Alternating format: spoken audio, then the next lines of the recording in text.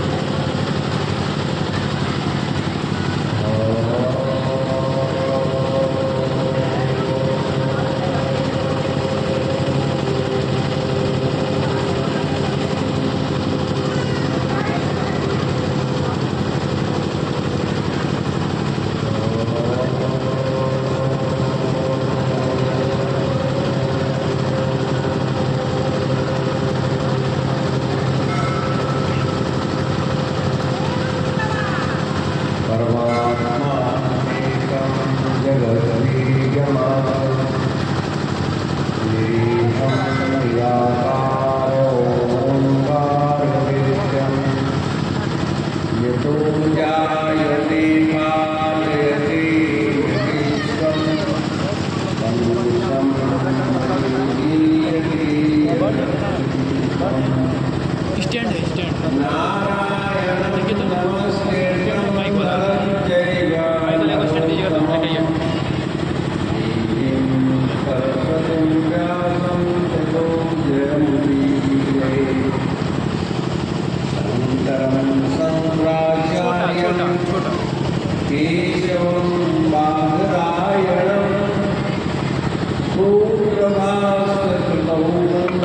यहाँ तक लगे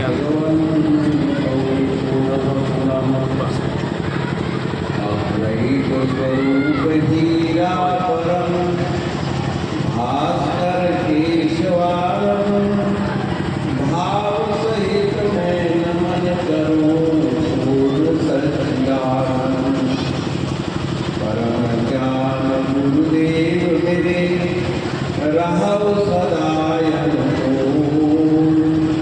राघव मन मंदिर विनती करो श्री गुरु महाराज की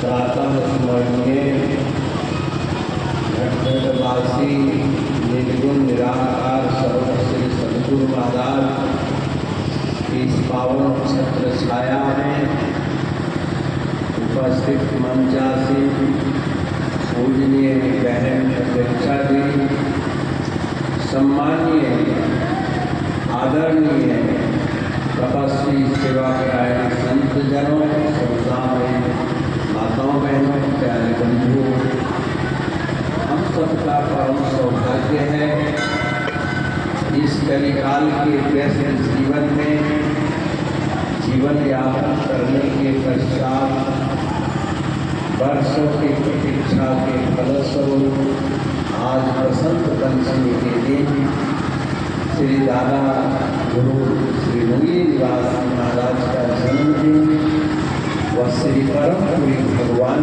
जी का आगमन दिवस पूज्य बाबा जी गुरुनाथ मनाए देखा जाता है।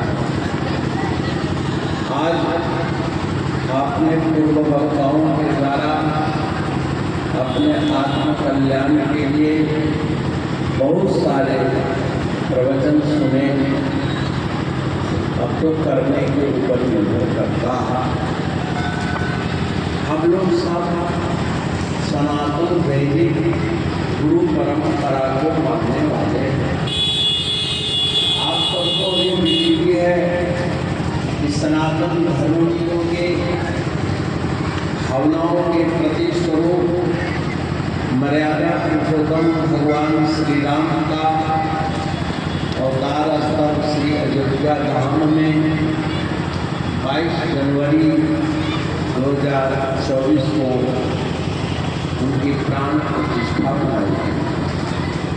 22 जनवरी 2024 को बड़ा ही मनमोहक दृश्य था। सारा विश्व जो है राममय बन गया। सनातन धर्म के प्रचार प्रसार के लिए किसी अस्त्र शस्त्र का प्रयोग नहीं किया गया।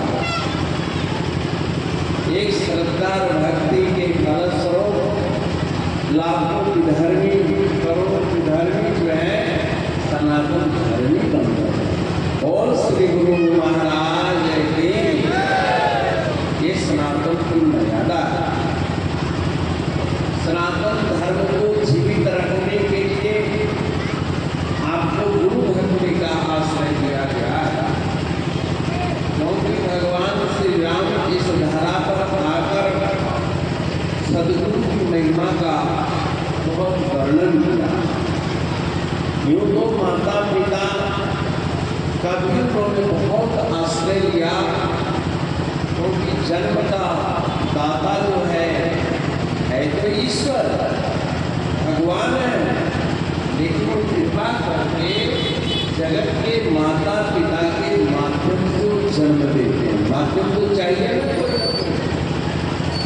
सरकार आपको अपनी सहूलियत देती है, लेकिन माध्यमों के माध्यम से, जैसे राशन दुकान का माध्यम है, बैंक का माध्यम है, अनेक महंगे माध्यम के माध्यम से सरकार जनमानस को सहायता देती है।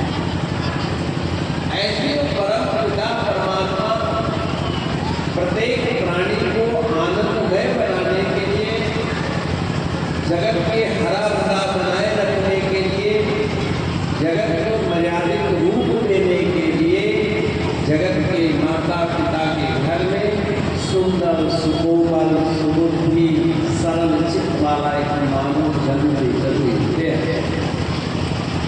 और ये प्रकार हर माता पिता अपने बच्चों को परवरिश करके बड़ा करते हैं।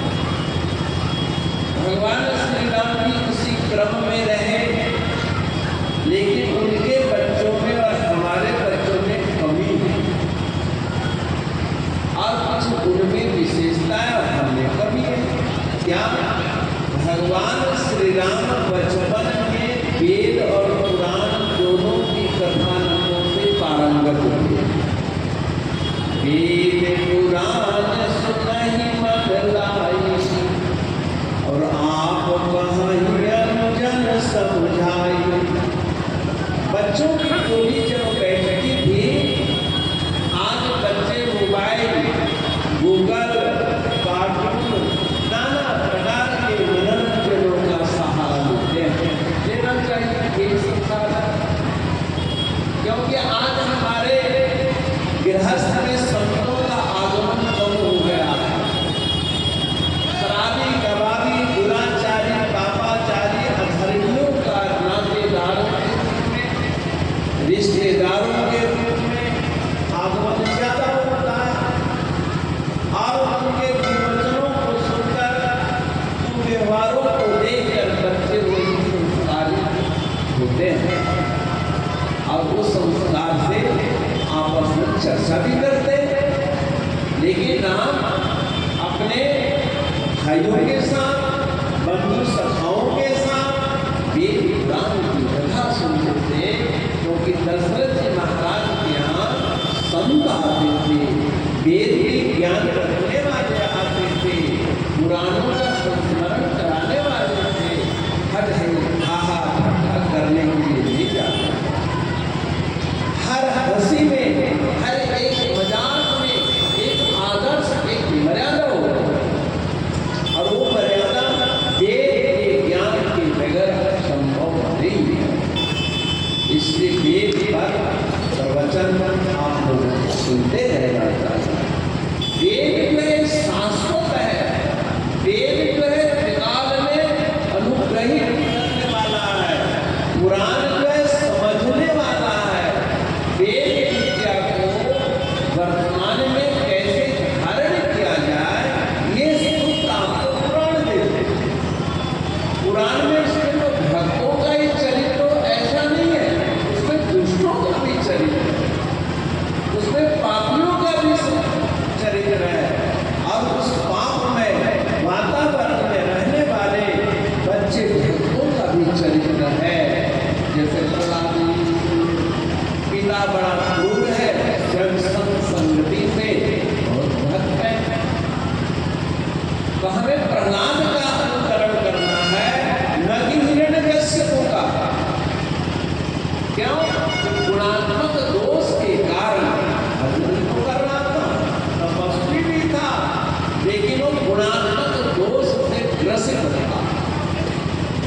सतोगुण, तमोगुण, ये मुख्य दो गुण है।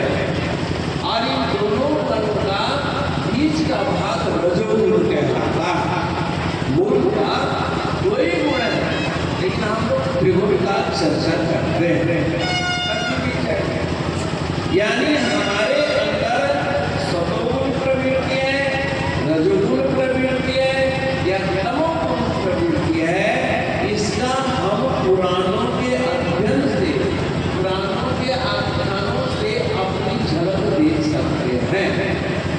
जैसे अपने चेहरे को देखने के लिए दर्पण की आवश्यकता है, ऐसे अंतःकरण को देखने के लिए हमें इन रूपों का अध्ययन, श्रवण, मनन आदि की आवश्यकता है।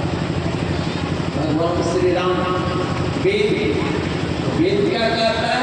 सत्यम वद, सत्य बोलो, झूठ मत बोलो।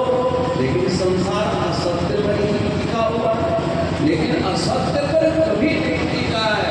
असत्य परायण व्यक्ति क्षणिक लाभ तो ले सकता है, अस्थायी नहीं ले सकता। अस्थायित्व के लिए ये सत्य की आवश्यकता है, सत्य ही जीवन है। इसलिए सनातन धर्म पूरे विश्व में व्याप्त है। ये हिंदू, सिख, ईसाई, मुसलमान, जितने पारसी हैं, जैन है, बौद्ध है, ये सब सनातन ही तो है। सनातन का मतलब क्या है? मवई प्राणो जीव लोके जीव भूता सनातन, ये सब सनातन है। और सनातन के सुरक्षा के लिए भगवान नारायण ने पृथ्वी का उद्धार किया। पूरा भूमंडल जो है विष्णु के द्वारा ये जल से ऊपर ला करके इस जल पर स्थित किया है। अब पृथ्वी को भूलने से बचाने के लिए स्वयं धर्म में प्रवेश किया है। समय हम लोगों के पास ज़्यादा तो होता नहीं, लेकिन सूत्रात्मक संकेत देना बनता है कि पृथ्वी एक घुलनशील पदार्थ है। मिट्टी को पानी में रखो तो घुल जाता है कि नहीं? दलदल बन जाता है। लेकिन पृथ्वी आज तक घुली नहीं, इसका क्या कारण है? पृथ्वी की प्रत्यक्ष 3 हिस्सा तो जल दिखता ही है, यूं तो पृथ्वी के 10 गुना अधिक जल है। 10 गुना कैसे? ये वायुमंडल में जो शीत है, वाष्प है, ये पेड़ पौधों के अंदर जो रस है, फलों के अंदर जूस है, हमारे आपके शरीर में जो रक्त है, इस विश्व के एक द्रव्य को एक जगह इकट्ठा कर दिया जाए तो धरती के 10 गुना अधिक पानी है। अब 10 किलो पानी में 1 किलो मिट्टी हो तो बताओ उसका क्या हाल हो जाएगी? प्रत्यक्ष में 3 तो है ही, 3 हिस्सा जो नक्शा में आप देखते हैं। 3 किलो पानी में भी 1 किलो आटा से डालो तब भी भूल जाओ। और आज करोड़ों साल से धरती पानी में नहीं घुली, पृथ्वी दलदल नहीं बनी, इसका क्या कारण? कृष्ण कहते हैं कि इसके अंदर प्रवेश करके मैंने ही इसको भूलने से बचाया। जैसे शरीर को सड़ने गलने से भूलने से किसने बताया है? आत्म तत्व। अगर परमात्मा आत्म तत्व से प्रत्येक इंसान के हृदय में न हो तो शरीर की शक्ति हो जाए, जर्जर हो जाए, सड़ जाए, गल जाए, बदबू ही बदबू हो जाए। लेकिन हम लोग स्वस्थ हैं, सुडौल है, सचल है, कर्तव्यपरायण है। ये कौन देता है? ये वर्तमान में सदगुरु महाराज जी करते थे। आज बसंत के दिन जब श्री कर्मपुरी भगवान यहाँ पर विराजते थे तो एक ही बात कहते थे कि ऐ गुरुमुखो, आज बसंत पंचमी सर्वार्थ सिद्ध मुहूर्त है। आयुष में इस दरबार में आए हुए प्रत्येक नर नारी का तमाम पापों को आज मैं नष्ट कर देता हूँ। तुम निष्पाप बना दिए जाते हो, बिल्कुल शुद्ध बुद्ध होकर के यहाँ से जाते हो। लेकिन अफसोस यह है कि इस आश्रम से जब तुम घर की ओर जाते हो तो गेट के जाते ही हाथी की तरह संसार की झूठी भ्रष्ट को अपने मस्तक में पुनः धारण कर लेते हो। मैं तो धोखे देता हूँ तेरे मन को, तेरी बुद्धि को, तेरे चित्त को, तेरे अहंकार को मैं विमान बना देता हूँ। लेकिन जब बाहर जाते हो तो वही मन हावी हो जाता है, वही बुद्धि हावी। इन हावीपन से बचने का उपाय है सनातन वैदिक परंपरा में 3 कांड प्रसिद्ध है, आप जानते ही हैं। कर्मकांड, उपासना कांड और तीसरा क्या है? ज्ञान।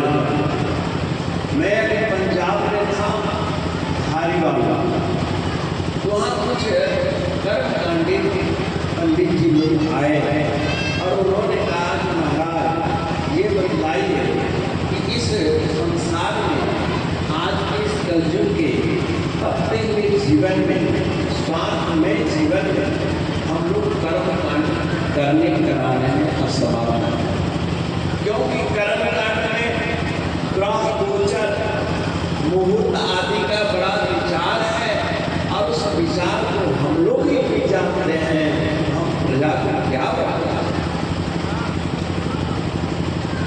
कर्मकांड भी नहीं कर पाते, उपासना करने के लिए भी हमारे पास समय नहीं है, संतों के पास बैठने का वक्त नहीं है हम लोगों के पास, और ब्रह्म सत्य जगत मिथ्या का चिंतन करने योग्य सूक्ष्म बुद्धि भी हमारे पास नहीं।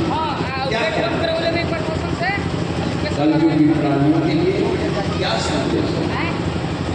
हमने गुरु महाराज जी का ध्यान किया, हमने देखो एक शास्त्र धर्म ऐसा है कि इसमें एक का भी त्याग संभव नहीं। कर्मकांड के बगैर शरीर नहीं टिकेगा, उपासना के बगैर चित्त में ठहराव नहीं होगा, और ज्ञान के बिना मोक्ष की सिद्धि नहीं है। तो इसका रूपांतरण हमारे दरबार में किया गया। कर्मकांड की जगह सेवा की प्रधानता दी गई है। सेवा करने का कोई मुहूर्त नहीं होता है। अनदा जलदा सेवा आतुरस चिकित्सिका त्रेस माया तीर्थिना यज्ञेन भारत। परम पूज्य श्री स्वामी जी महाराज महाभारत के इस सूत्र को जरूर दोहराते थे। एक प्यासे को पानी पिलाओ, भूखे को अन्न खिलाओ और आतुर को चिकित्सा की व्यवस्था करो, यही तो सेवा है। सेवा जब जब प्यासा मिल जाए तो सिद्ध मुहूर्त है पानी पिलाने का। कोई भूखा प्यासा इंसान मिल जाए तो उसके लिए सिद्ध मुहूर्त है अन्नदान करने का। और कोई रोगी मिल जाए, अपाहिज मिल जाए, उसकी सेवा करना उसी समय है। अब कोई घायल हो गया तो पंडित जी से पूछो कि मुहूर्त तो आता है कि नहीं, डॉक्टर के पास ले जाए, बचेगा कि नहीं बचेगा। अब तक बचना भी होगा तो नहीं बचेगा। बात सही है। कर्मकांड का झंझट आया है, इसका ये मतलब नहीं है कि कर्मकांड गलत है। जो सक्षम है, जो सामर्थ्यवान है, जो इन सूक्ष्म विचारों को जानते हैं, वो जरूर करेंगे। लेकिन भोले भाव लोगों के लिए कर्म प्रधान कहा। जैसे इस आश्रम में झाड़ू लगाना, कब झाड़ू लगाया जाए कोई मुहूर्त नहीं है। अभी दिन भर गंदगी है, दिन भर सफाई की जरूरत है, दिन भर खाना पकाने के मुहूर्त है, यही मुहूर्त है। और मुहूर्त फलित कब होगा? जब हृदय में उत्साह, उमंग, प्रेम बने होगा, अपने आप हो जाएगा। तो निश्चय ही अब तक किए गए कर्म फल, पूरे कर्म फल विनष्ट हो जाएगा। सेवा, सेवा वो कर्म कांड है, और दूसरा है सुमिरन। जो गुरु महाराज जी की दीक्षा है उसका स्मरण करना सुमिरन है। श्वास के सिमर सिमर सुख पाओ, कली कली सतन माही मिटाओ।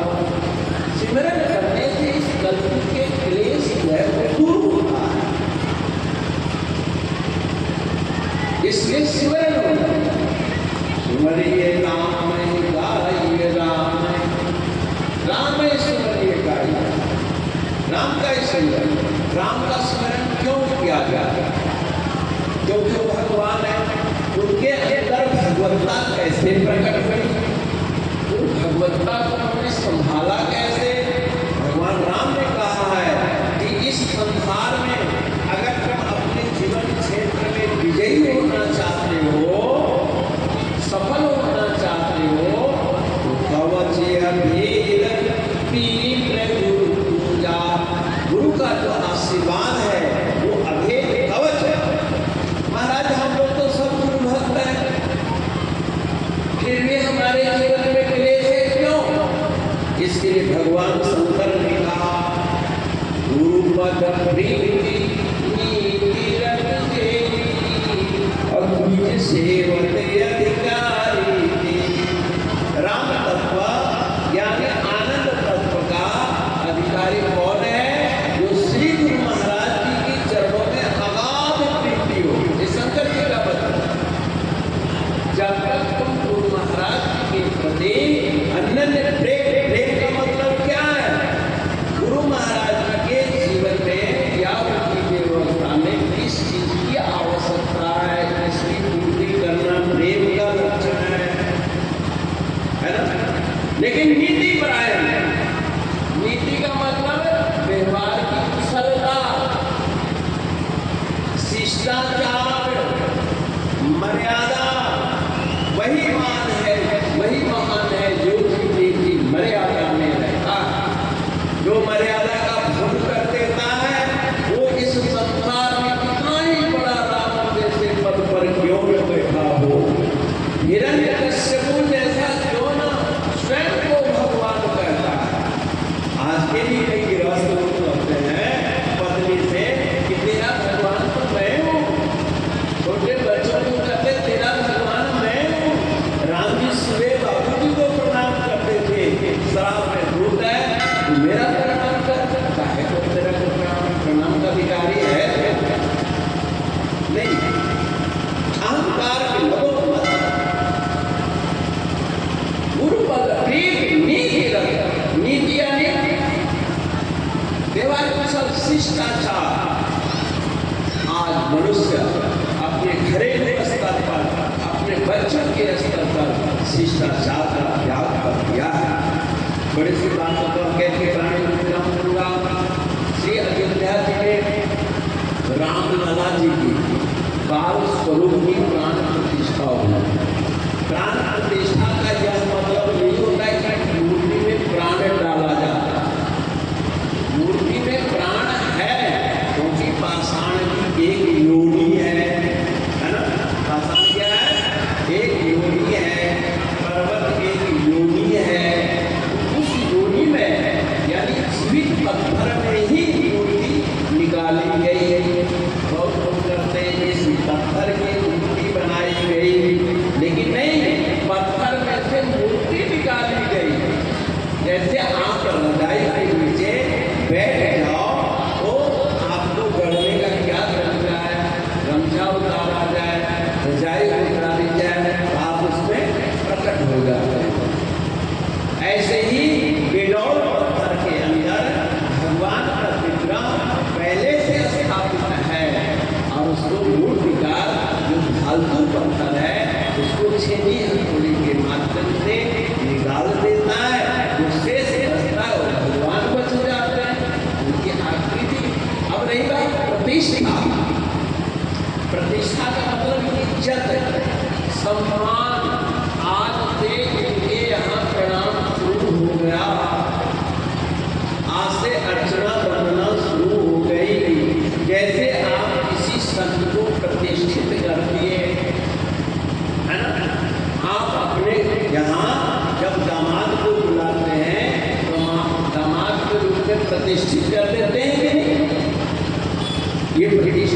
फिर उसको जय जगदीशहरी के आगे विष्णु रूप मानते हैं, प्रतिष्ठा। अब उस प्रतिष्ठा को कायम रखने के लिए व्यवहार की कुशलता है, भगवान सबकी बात सुनते हैं, सबकी मुराद सुनते हैं और भगवान बाल में बैठे, क्योंकि बालकों में आज हमारे इस कलयुग में सबसे ज्यादा दोष हुआ है। परंतु मैं तो कहता हूँ कि बच्चे तो दूषित हैं ही नहीं, दोषी हैं ही नहीं, लेकिन उनको दोष फैलाने वाला कौन है? बिगड़े गार्जियन, शराबी शराबी गार्जियन जो अपने माँ बाप को अपमानित करता है, वो अपने बच्चों को अपमान करने के संस्कार डालता है। इसलिए गार्जियनों को भी स्वधर्म की पहचान करनी चाहिए और स्वधर्म की पहचान है सदगुरु की भक्ति। इसमें शंकर कहते हैं और शंकर ने कहा भक्ति तो करो पर नीति का त्याग मत करो, मर्यादा का त्याग। नीति का मतलब राजनीति नहीं, नीति का मतलब छल कपट नीति नहीं, कहो कुछ करो कुछ छल नीति है, चित्रान्वेषण नीति नहीं।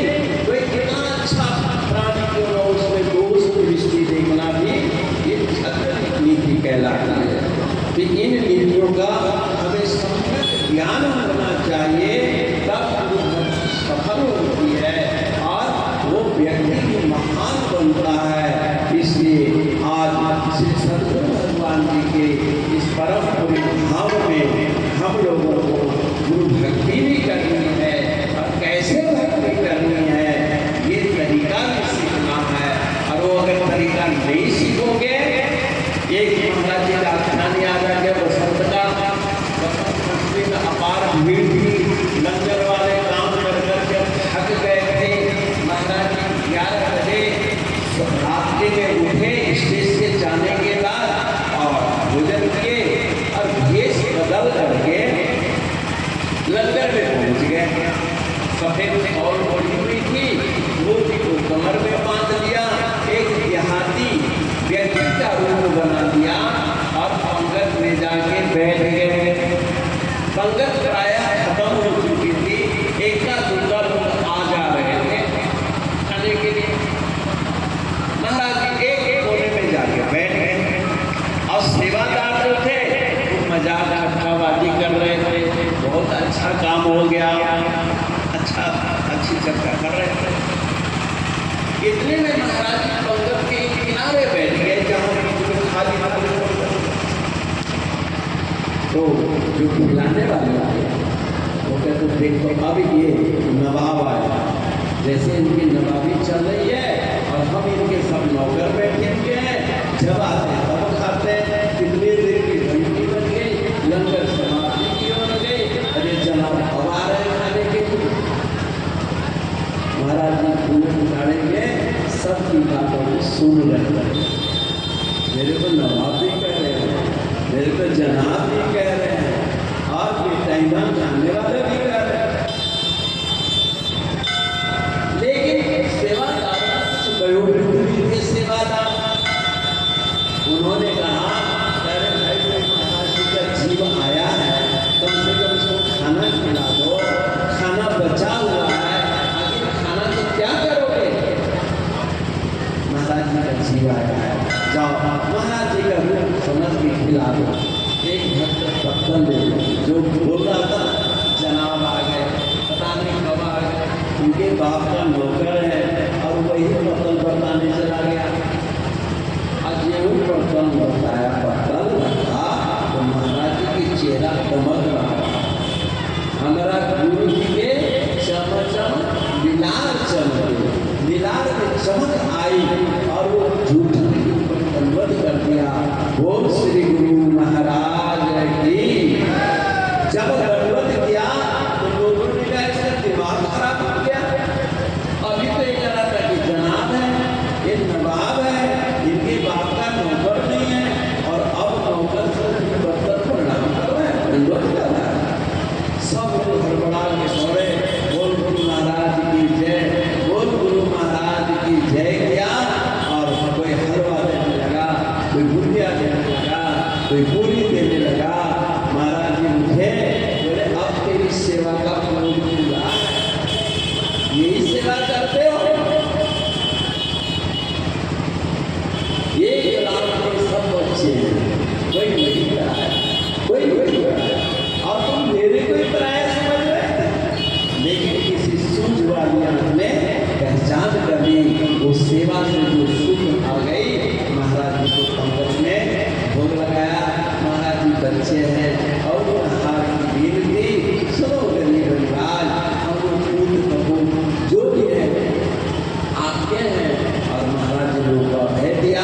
सेवा करो, पर मुदित मन से करो, उत्साहित मन से करो, सबके सद्गुरु का दर्शन करो, तब तुम्हारे अंदर निमानापन आएगा।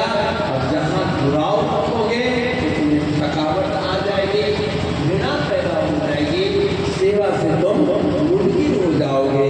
इसलिए सेवा सुमिरन का जो हमारे दरबार का मुख्य धर्म है, और इसका प्रतिरूप पूज्य बाबा जी यहाँ अध्यात्म गुरु की जगह है।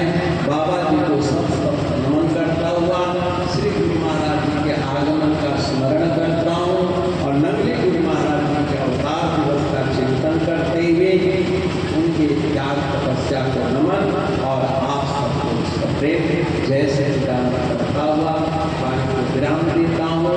और आप अपने जीवन में इस कलयुग में अपने बच्चों को संवारने के लिए